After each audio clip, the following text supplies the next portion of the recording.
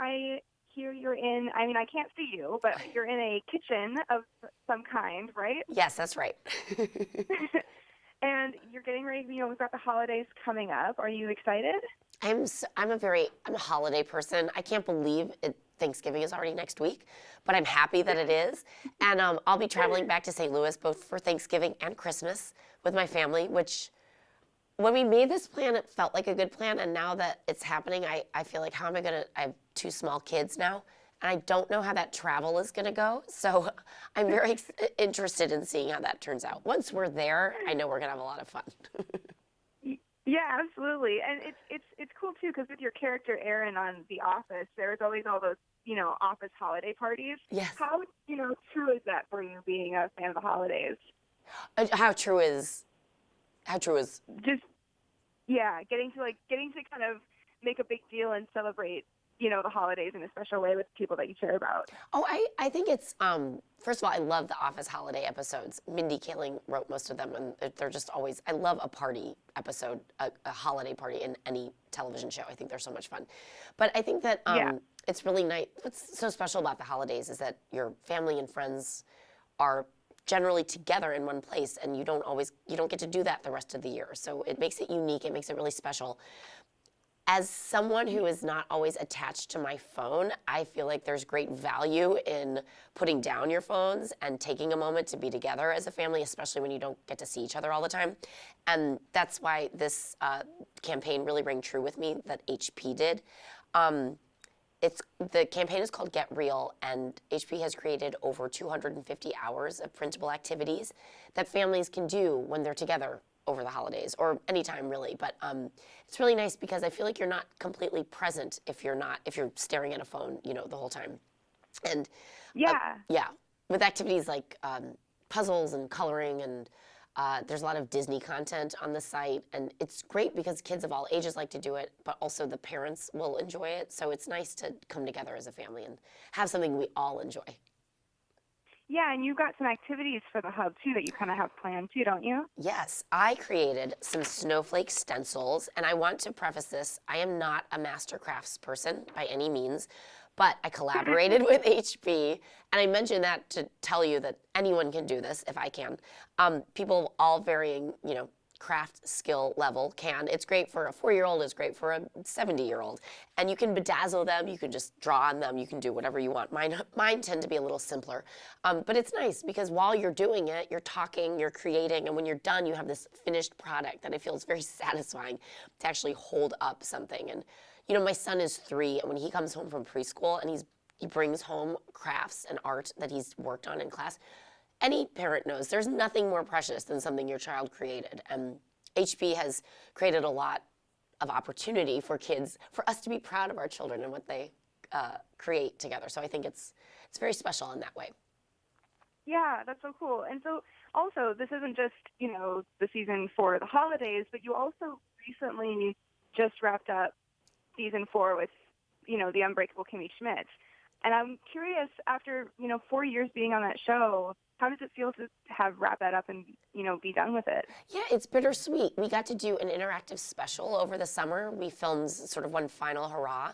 It's interactive special means that it's a choose your own adventure. So the viewer can decide what he wants the characters to do. Like every 5 minutes or so, there's kind of a choice point where you can watch Titus take a nap or go to the gym, and the story continues down whichever path you choose. But it was really nice to come together one last time. It was sort of a short shoot we did this past summer, and it was nice, we're actually friends on that show, the cast and the crew. So you're always sad when a project like that ends. You're excited for the next thing, whatever it might be, but of course it's sad because everyone on that show is very nice, which is rare, I think.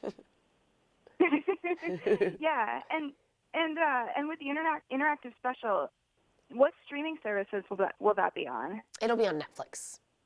Okay, cool. And how does that interactive, aspect of it work, where people get to kind of choose what they see next? You use your remote, so you're sitting there and you are watching the show, and you are very actively involved in whatever course you want the show to take. Black Mirror did an episode like this, and I think Kimmy Schmidt is the first comedy to try it.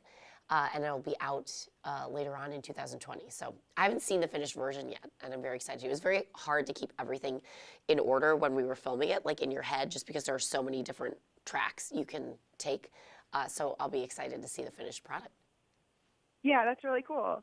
What were some of your favorite moments filming this last season of Kimmy Schmidt? Because I mean, every season was a really interesting take on the story.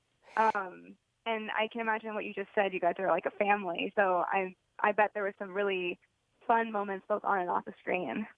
Yeah, there are like a lot of moments. I think the people you work with, of course, they define any experience that you're having. So, it was really fun with Titus this past round because we knew that this was going to be the last Kimmy Schmidt project we'd be working on, and a lot of my scenes are with Titus on this interactive special. And we just get each other, and we did from day one, and it was nice to be able, we didn't know that the interactive special was necessarily going to happen, so to have that chance to work together one last time in this capacity was really special. He just makes me laugh. He's so funny. He's stupid, but he's funny. That's so cool. Stupid, I mean like he's stupid, like he's great. He's a very smart person. He's just stupid. But you're right, and you're friends, so you can kind of, ran upon each other a little, which is fun. Yes. And so how was Kimmy Schmidt? I mean, now that it's wrapped up and you've got the interactive special coming up, how is this project unique from anything else that you've done? Because you've done a lot of comedy in the past.